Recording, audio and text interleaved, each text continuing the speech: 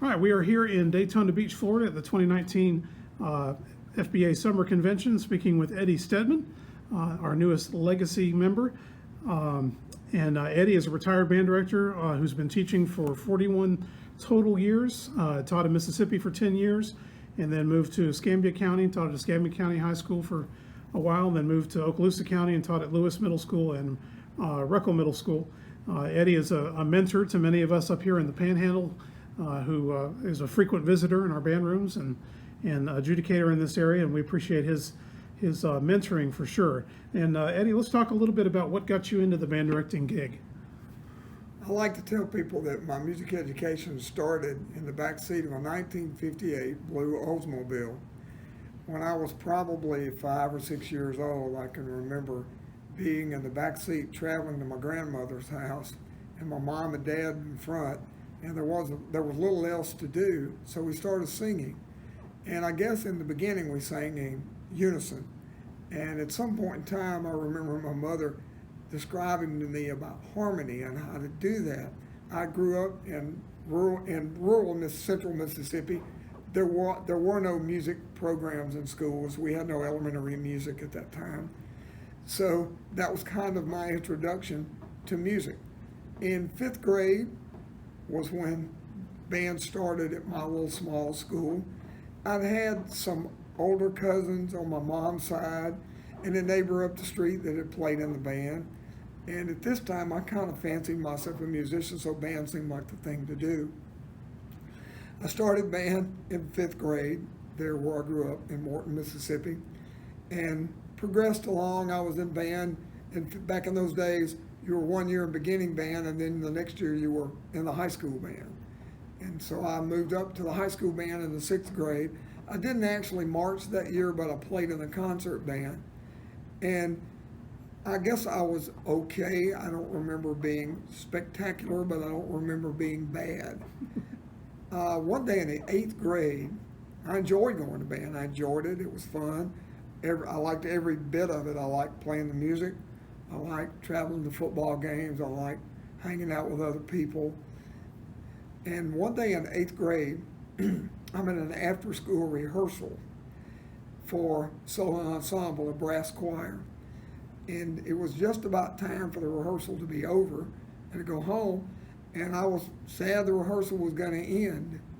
So I remember looking at my band director thinking, he's really lucky. And the assistant, both of them, I looked at both of them and I said, they're lucky. They get to do this all the time. What would it be like to do it? What would it be like if I could do it all the time? And I had the the thought, well, you know, maybe I could grow up to do what they do. And I was 14, and at that point, I was sold out. Now, I'd like to tell you that I became a great student and a great musician at that point, but it didn't happen. Our band program wasn't really great, and so I really didn't progress a lot. My senior year, we got another band director, I should say, who was new and fresh and motivated us. And at that point, I was beginning to get a little more mature, and I was looking towards college. And I knew that I needed probably at this point to go to a community college. Mississippi has a strong system of two-year colleges. And he helped me find a college. And after 2 years, I transferred to the University of Southern Mississippi in Hattiesburg. My eyes really opened because I'd always had small band experiences. I was in a small band that probably was no larger than 40. My community college, while a good solid program, probably didn't have any more than 75 or 80 in the marching band. And in Mississippi, the community colleges play football, so there are marching bands. So I got the full experience, but I had not had a large band experience. I had also not been exposed to people from other states and large schools, and I had not been exposed to lots of people that had richer backgrounds musically than I had. So Southern Mississippi was a huge eye-opener to me. And I did that, and graduated, and now I'm ready to go to work. And where was your first teaching gig? Well, while all of that was going on, I was falling in love with my wife, and we were getting married as I graduated from college. So I took the first job, really the only job I interviewed for, and it was offered to me. It was in a small K-12 school that had about 650 in it, K through 12. There were 28 seniors in the senior class. I don't mean 28 seniors in the band senior class. I mean 28 seniors in the school. I think I had 6 or 7 in the senior class that year. They had only had a band program there at that school for 5 years. So the seniors were in the band when the band started. They had not attended festival the year before. The highest rating they'd ever made was a 3 in concert, a 3 in sight reading, and a 2 in marching. And the year I was there, I just worked as hard as I could. I was petrified. I was so afraid of failure, but I worked as hard as I could.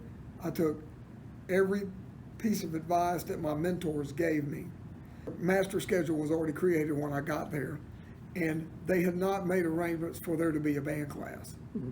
They had made arrangements for me to teach every kid during the day, but not all at the same time. So I had separate band classes, then I had to put them together after school, and we did that all year long. Oh, wow. That year. They also built me a band room, and so the first third of the year I had to bounce around between the boys' basketball dressing room, the football dressing room, and the stage. So that was quite an ordeal. Well, as it turned out, we made a 2-1-2, an excellent, superior, excellent on stage. We did make a superior in sight reading, the first superior they'd ever made in anything. And then we made an excellent, superior, excellent in marching.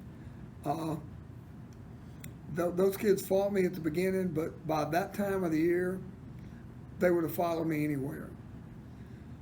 So after that, at the end of that year, they had built me a new band room, but then my home school came calling, and I decided to do it. I was 23 years old, and I went back home. Everybody, small town, 2,500, everybody knew me.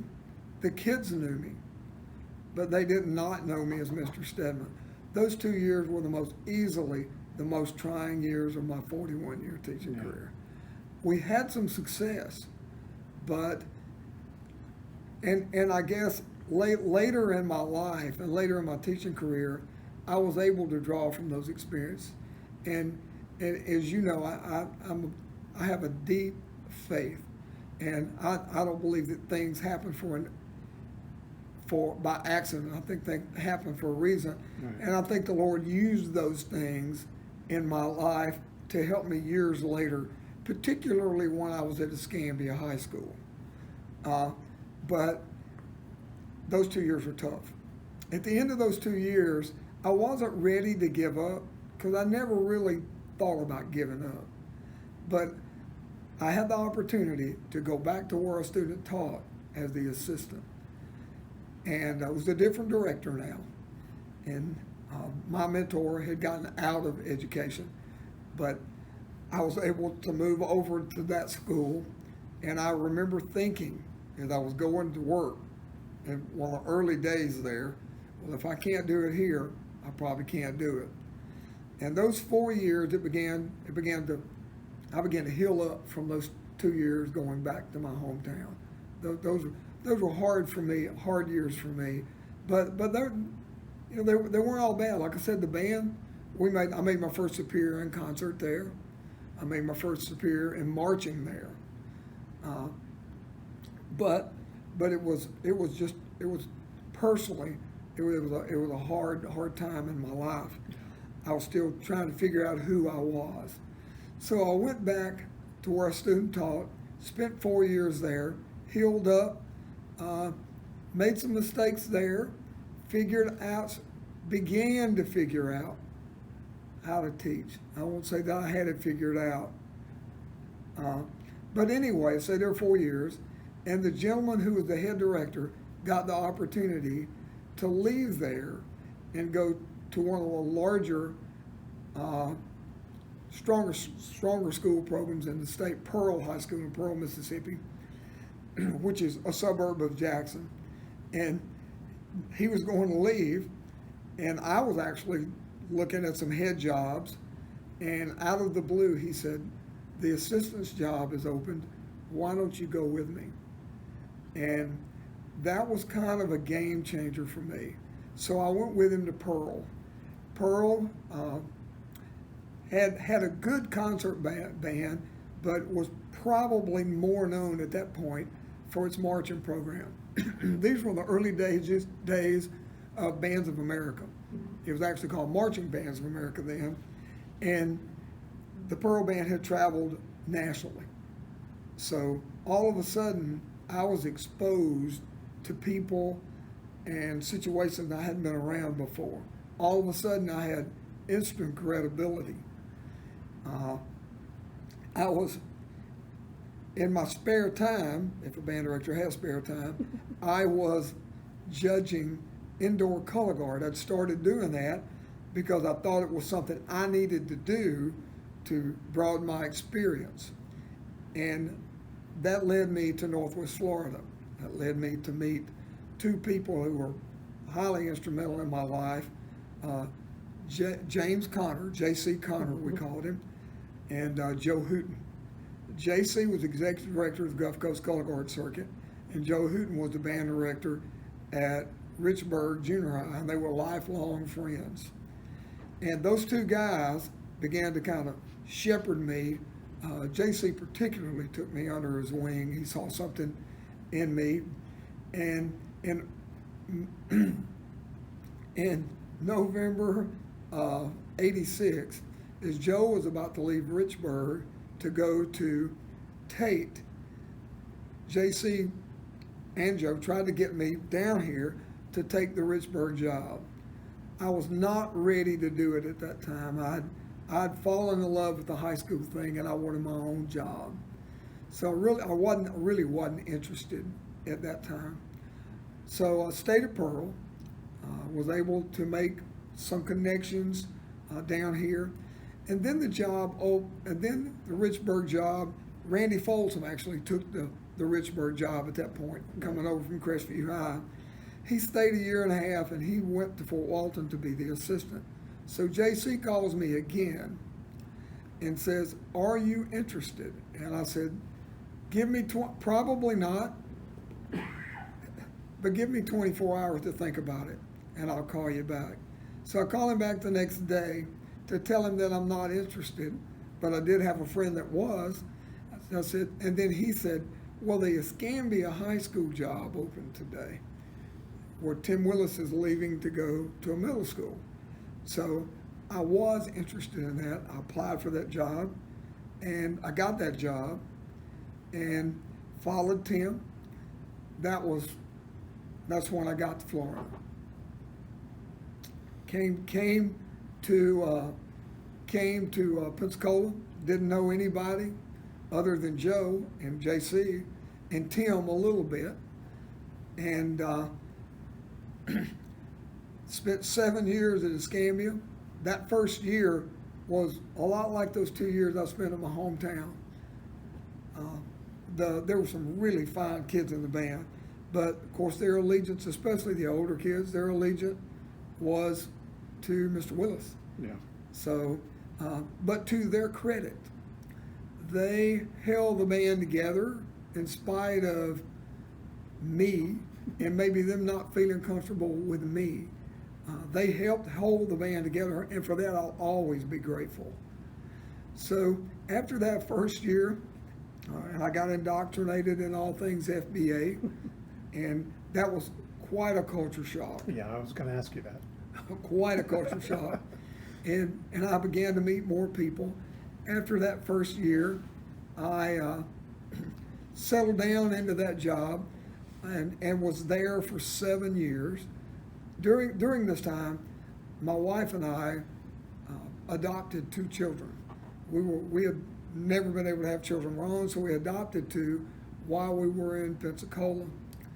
And at those last couple of years at Escambia, because of the fact now we had two children, she was a teacher, I was a teacher, that was putting a tremendous burden on her. So I began to think about the possibility and to pray about the possibility of taking a middle school job until the kids got older. And, you know, the problem was I was going to take a tremendous pay cut. Well, in the spring of '95, I spoke with Wayne Whitman, and he told me that he was looking at probably moving over to Bruner as the assistant. And again, after thought and prayer, in coming over and interviewing with Dr. Linda Smith, I was offered the job at Lewis, in Okaloosa County, and I took that job. And again, the intention was to take the job at Lewis, stay at Lewis for ever, you know, until probably at that time until Tom Fitzpatrick retired, and then And he was at Niceville High. and then make a run at Niceville High School. Right. And if you'd asked me that the first semester I was at Lewis, I would have said absolutely. In fact, can I leave tomorrow? That was culture shock all over again. Going from high school, I spent 10 years with high school kids, and then all of a sudden I'm surrounded by middle school kids. But so a couple of incredibly wonderful things happened through that process. You know, I'm rereading a book here by Lou Holtz called Wins, Losses, and Lessons. And in this book, Lou talks about how the stresses of life cause us to grow. And I tell kids this all the time.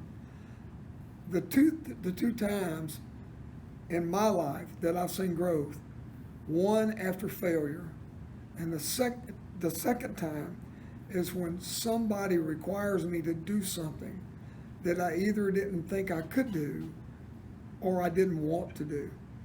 And, you know, band directing is a lot like that. You know, we get all these things and we have to do it. Yeah. And we don't know if we can do it, but we just come to work and just figure out how to make it happen. You know, I ask so many people, having the good fortune, the blessing to spend time watching and talking with Jim Dodd and Wayne Whitman.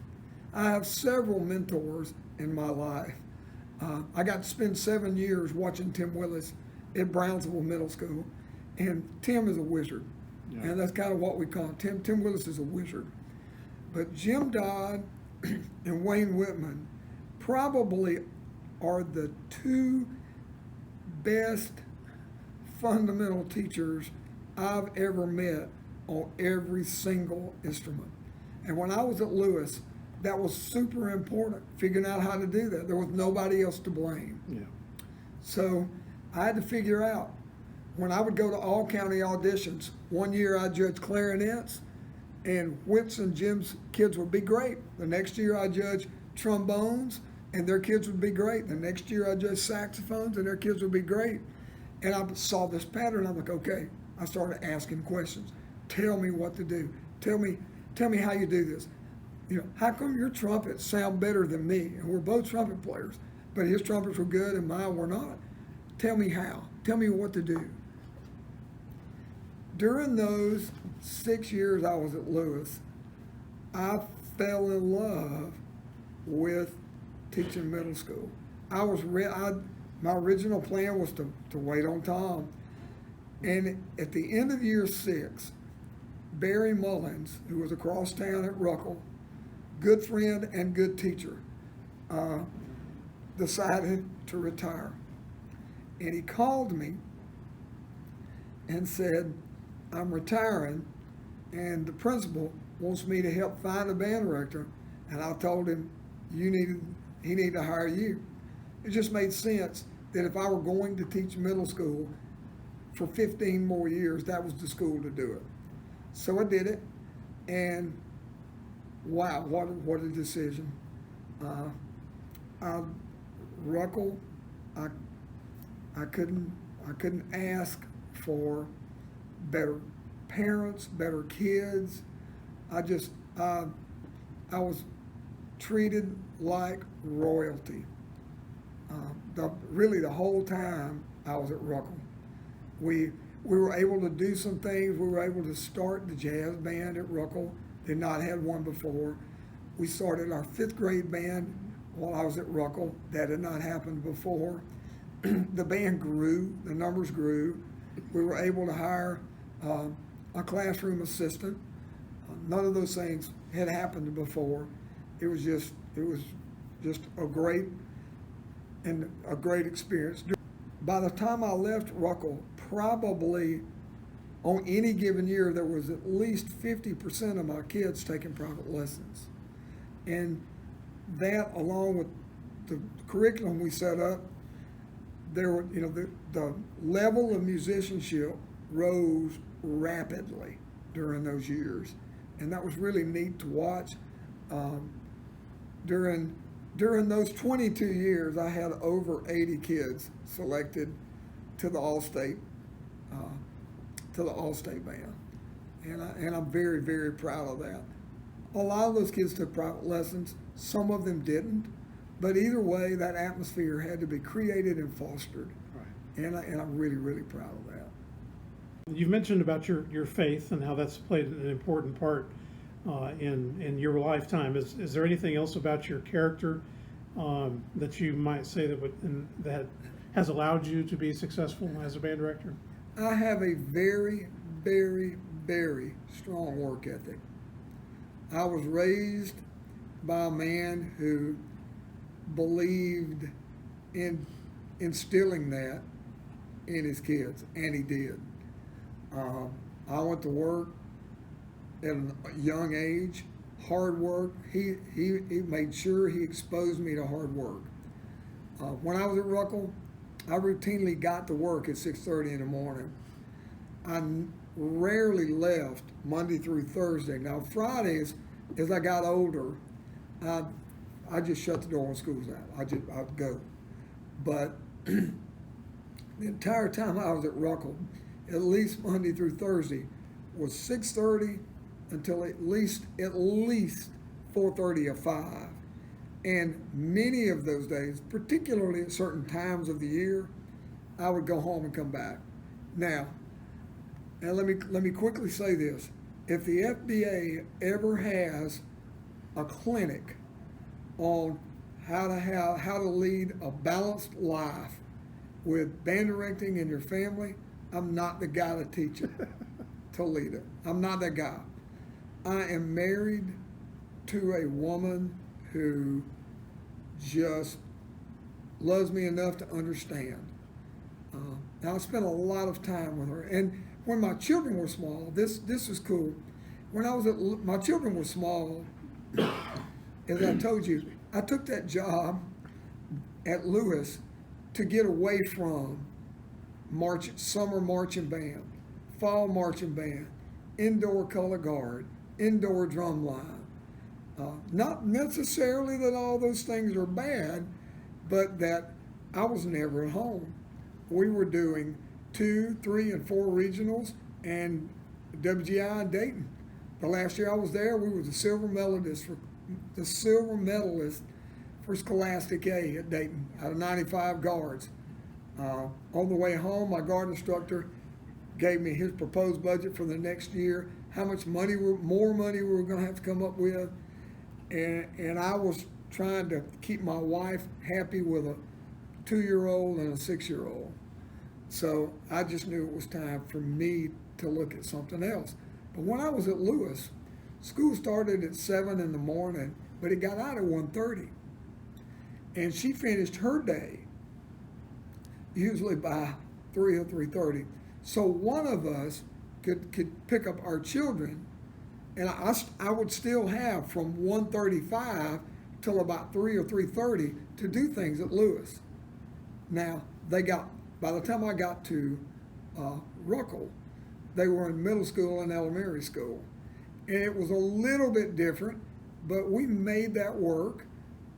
We often had to take them, Blue Water's where they went to school, and they had before school daycare. And we were able to drop them off. And then when they got older, of course it wasn't a problem. And, the last 10 or 12 years I was at Ruckel, that it wasn't an issue.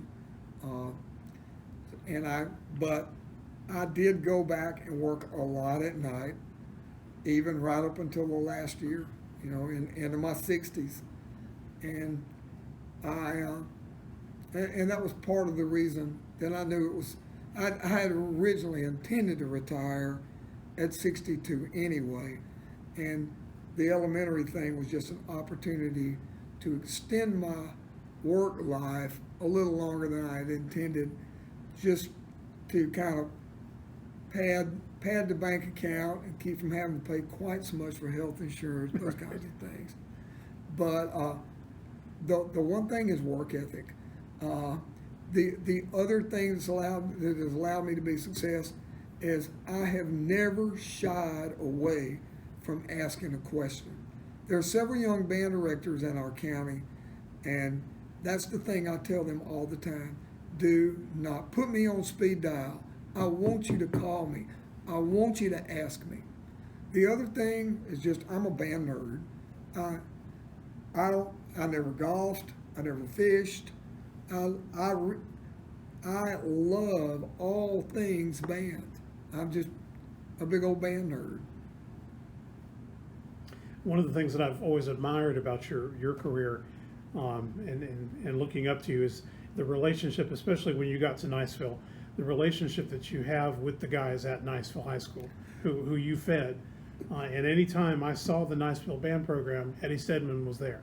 Can you talk about how that worked and why that was necessary? First of all, I met Jeff Adams and Scooter Wooten, Dan Wooten Scooter, we call him, in college. So I've known those guys most of my life. I was instrumental in helping Dan Scooter get to Niceville, and he was instrumental in bringing Jeff back to Niceville. Jeff actually graduated from Niceville. Scooter is from Pensacola, but we've known each other for the majority of our life. I got to know Tom when I really got to know Tom when I got to Lewis, and he has turned into one of my closest friends. But you're right. I just, growing up in Mississippi and watching the good programs there, they were all connected. And in most situations, especially in the better, larger school band programs in Mississippi, they are top down. The high school director is the director of bands, and all the way through the 6th grade. They do a lot of team teaching. Now, we're not able to do that all that much because of the way schools are structured with FTE and such. Right. But I felt like it was important. I wanted to be a part of the high school band. I felt like it was important for kids to see me, and I enjoyed it. I mean, I like it.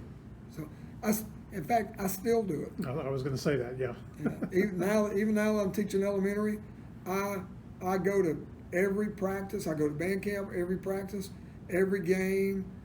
I went with them on their trip to the Sousa Festival this past spring at the Kennedy Center. So I know that's special, and I understand it. The proximity of Ruckel being literally across the street from Niceville is huge in that too. What is it that after 41 years now, what gives you, how do you keep your edge in this educational atmosphere that we have? Couple of things. I've number one, as I told you, I'm just a band nerd, and I love it. But the truth of the matter is, I'm excited about exposing music to 5, 6, 7, 8, 9, 10-year-olds too. It's neat in that I see now my role. I think back to my own early childhood in music. I knew nothing of classical music until I got to college. My dad was a country music fan. He couldn't have told you who Beethoven, Bach, Mozart. He probably never heard those names. So this is my chance. One thing I do every morning is when I get to school, one of my first duty every day is morning car rider duty. So that means everybody that rides to school at my school, I and a couple of other teachers get to open the doors. Now, if there's music in those cars when the doors open, most likely it's hip hop or rap. I can't think that it's ever been classical music, ever. So I get to tell them and show them about classical music. I think it's important that we teach them folk songs. I think it's important we teach them about folk songs, about classical music, and about patriotic music, because they just about don't hear it anyplace else anymore. So kids today, they're bombarded with stuff. So this is it's an opportunity. I'm still figuring that out, and I don't have enough time left to think that I'll really figure it out.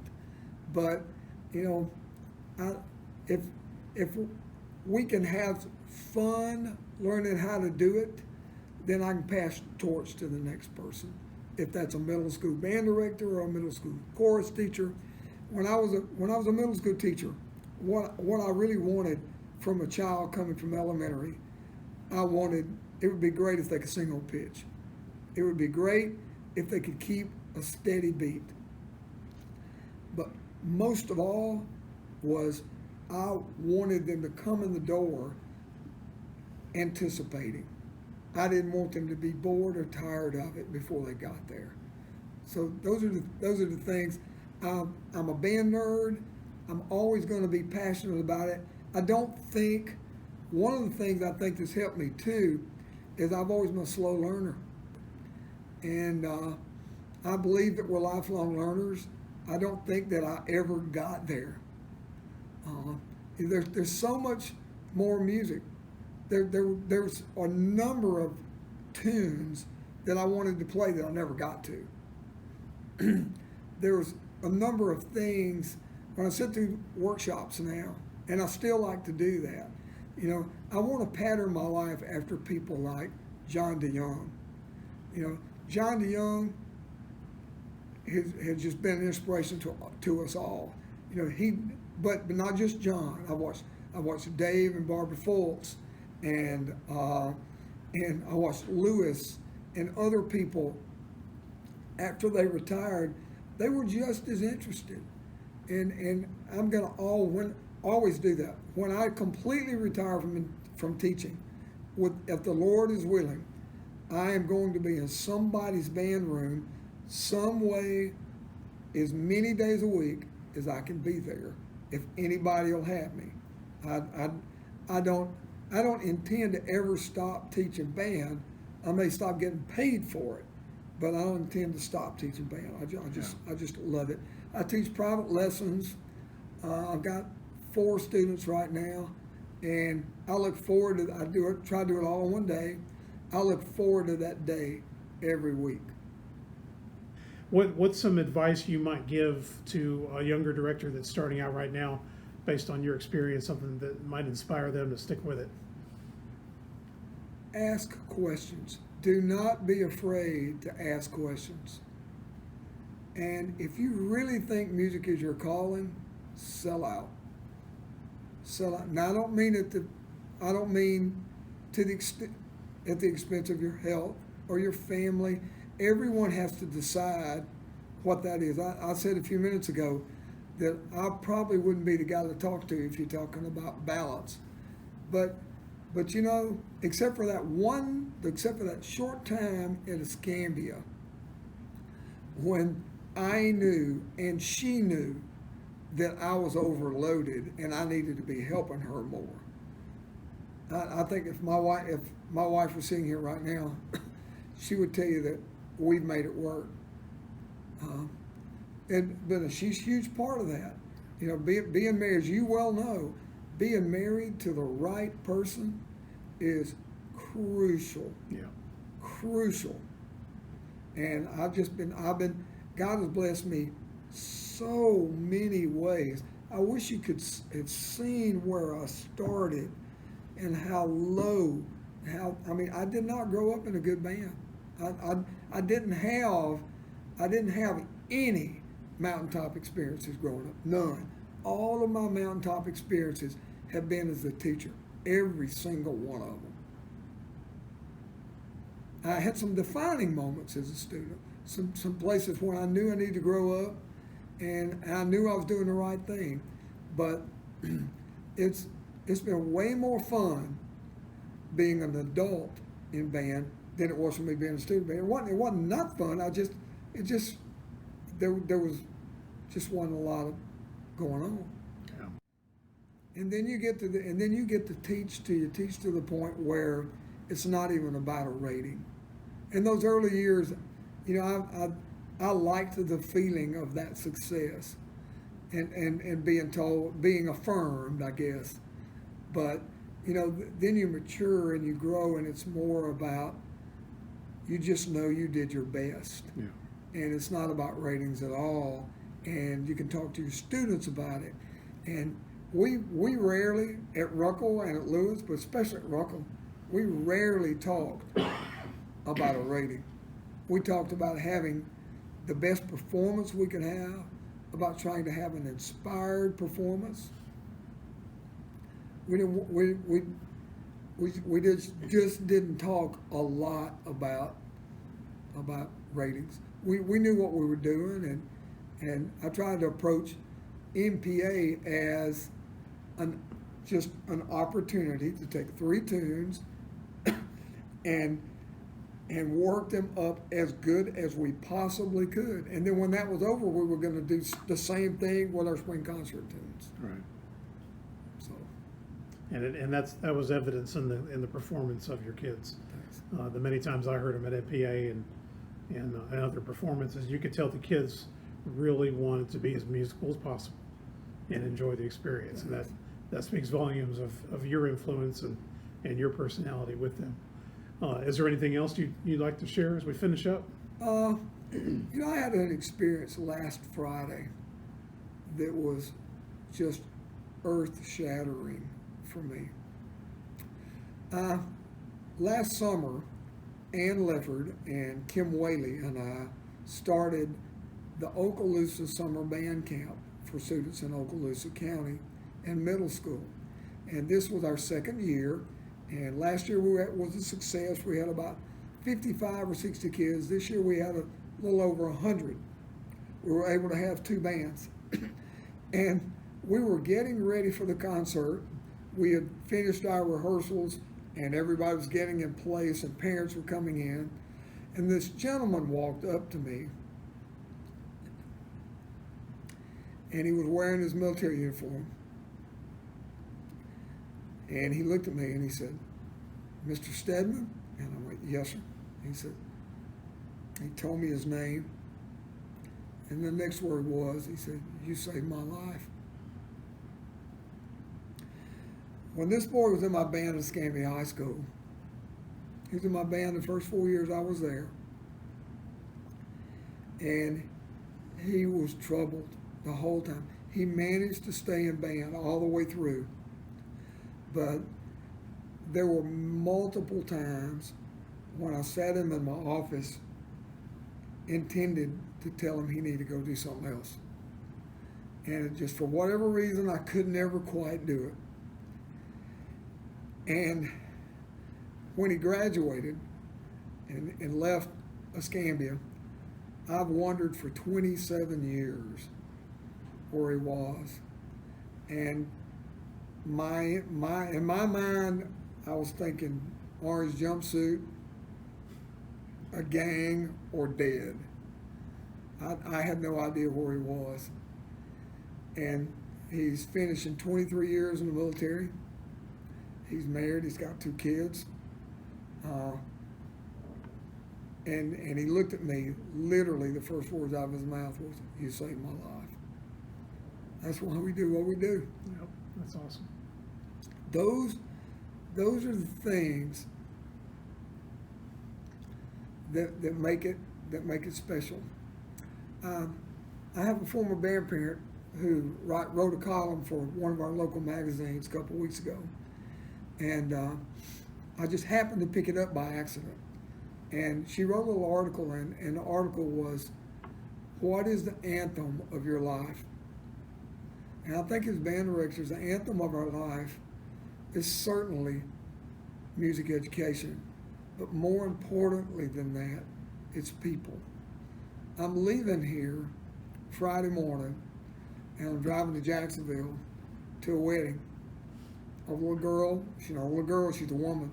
She's an elementary music teacher in Jacksonville who was in my band about 10 years ago. And to get to go to former students' weddings, to get to see it, to get to teach their children. And there were at least 2 kids in that camp last week where I taught their parents. You've been able to experience those kinds of feelings too, and that's why we do what we do. As I was reading this book, by Lou Holtz, just making a difference in somebody's life is the most rewarding thing ever. I still think about that 14-year-old boy sitting in that rehearsal thinking, well, maybe I can grow up to do this. Don't ever forget. We lose sight of that. We get so caught up. In that. And, we teach kids in middle school. Sometimes kids don't go into band in high school. And it's easy to think that that's a failure. But there may be plenty of reasons why kids can't do band in high school. Legitimate. I think back to a girl who just graduated high school this year who was probably never going to do in band in middle school if her mother hadn't made her. She was a cheerleader, she ran track, and she was on the softball team. And she's about to go to the University of Alabama on a track scholarship. And she wrote me a letter after she left that. When she was in the 6th grade, one day we were getting ready for MPA and had Tom Fitzpatrick in. And I kept hearing a wrong note. And we stopped and went down the line, and it was her making the wrong note. She was a 6th grader. She was in my 2nd band, real smart girl. And so I gave her hey, you can't do that. You can't do that. You cannot play wrong notes. So a few weeks later, we had sign-ups for class for the next year. Sure enough, she didn't sign up. So about the last week of school, one afternoon, I'm there by myself, and she walks in to pick up her flute to go home. And she stops and says, "Is it too late for me to pass off my requirements to be an honor band next year?" And I went, well, the short answer is no, but let me ask you a question. Do you remember that incident that happened several months ago? And she said, yes, sir. I said, no, the first thing I said, why do you want to, I said, why are you reconsidering? And I knew what the answer was going to be. She said, well, Mom thinks it's too early for me to give up on band. I said, well, thank you for being honest. I said, the short answer to your question is no, it's not too late, but do you remember what happened? And she said, yes, I do. I said, well, you have to give me your word that it won't ever happen if you're in that band, in that class. And she said, okay, I can do that. So she and I met after school, and she passed off her requirement. She played in my band for the next 2 years. She and I both knew she was not going to do band in high school. But she had a life-threatening illness. And every day I had to take her to lunch. And every day I had to wipe down her table before she could eat, because that's just the procedure. I had to wipe down her table and the chair next to it and all that kind of stuff, the chair she sat in. So I did that for 2 years. Every single day. She'd stand there, she'd walk in just as I was finished, big smile on her face. She said, "Thank you, Mr. Steadman. Thank you." And in the 8th grade, she actually participated in solo ensemble. But she did everything she told me she would do. And at the end of the year, every year, the 8th grade teachers, the 8th grade language arts teachers would have their students write letters to a teacher. And I would always get my share of letters. Well, after she finished 8th grade, in the middle of the summer, I think it's dated June the 29th, I get an email from this child after she just left the 8th grade, and she just said, "Mr. Steadman, I was absent the day they wrote letters in class, and I just wanted to send you a letter thanking you for what you did for me in middle school and band," and went into great detail. So I was floored by that, but I filed it. Ironically enough, about a month ago, I found that letter cleaning out some things, some files. So when she graduated high school a couple weeks ago, I emailed her, thanking her for making an influence in my life. Scooter and I were talking about this a while back. You know, we talk a lot about teachers have an impact on kids, but the truth of the matter is, sometimes they have impacts on me. I can name any number of kids who have demonstrated such determination and grit that I'll never forget it. You know, kids who are in ESE make all-state band. I mean, those are not the kinds of kids you think about doing that. Kids who are struggling academically. So it's just been a blessing. I'm a very, very, very, very blessed man. Well, thank you so much for sharing with us, and thank you for your passion for your students, and you've talked about that off and on, and just thank you for your dedication to our profession, and Sure. And being a great role model for a lot of younger directors, and that will continue, I know. All right. So, but thank you so much for talking with us. Absolutely. Enjoyed it.